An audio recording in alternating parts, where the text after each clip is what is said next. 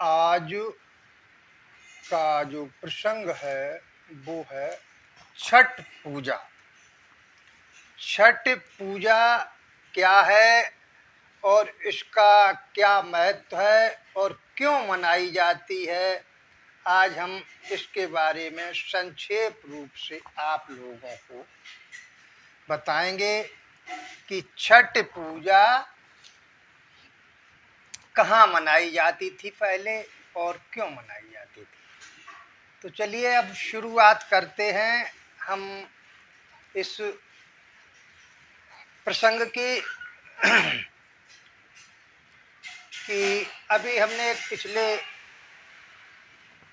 Video में आपको बताया था कि धर्म दो हैं, एक ब्राह्मण धर्म और दूसरा श्रवण धर्म। तो जो श्रवण धर्म है वो यहाँ के मूल निवासियों का धर्म है और ब्राह्मण धर्म या ब्राह्मण धर्म जो है वो बाहरी लोग आए हुए। और ये भी बताया था कि 10वीं 11वीं सदी में ये लोग अल्पसंख्यक के रूप में थे। चलिए कि अब छठ पूजा के बारे में बात करते हैं। छठ पूजा ये कार्तिक शुक्ल पक्ष, कार्तिक के महीने में और शुक्ल पक्ष में ये 3-4 दिन का त्यौहार मनाया जाता है। ये कहाँ मनाया जाता है? ये त्यौहार सबसे पहले बिहार में मनाया जाता था और बिहार से चल कर के इधर उधर बिहार के जहाँ जहाँ लोग पहुँचे, फिर वहाँ के लोगों ने वहाँ पर ये परंपराएं डाली। तो अब उसमें प्रांतों में भी मनने लगा है।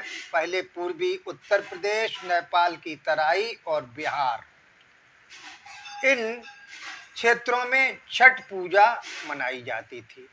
बिहार का नाम बिहार ही क्यों पड़ा?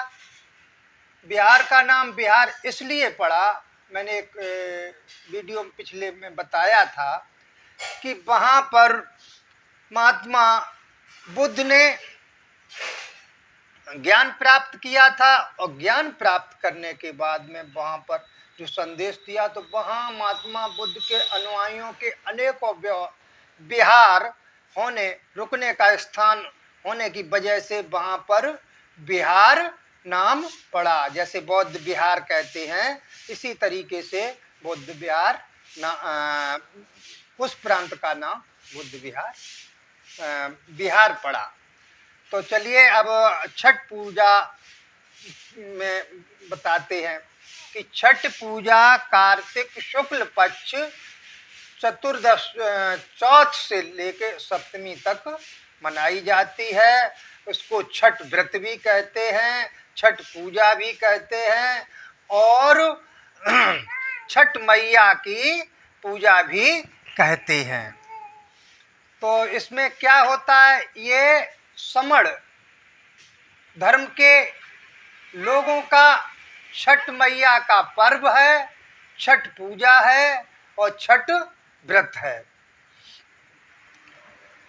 छठ पूजा का पर्व बिहार में ये क्या कहा जाता है, किसी नदी या तालाब के किनारे अर्घ दिया जाता है संध्या को। तो उस तरीके से ये मनाया जाता है। तो समण धर्म के लोगों का है ये छठ पूजा, समण धर्म के लोगों का है, यहाँ के मूल निवासियों का है, यहाँ के बौद्ध अनुयायियों का ये छठ पूजा है। तो छठ पूजा में हम आपको बताते हैं कि छठ पूजा राजा शुद्धोधन की एक 6वीं रानी थी, उनके नाम से ये छठ पूजा मनाई जाती है।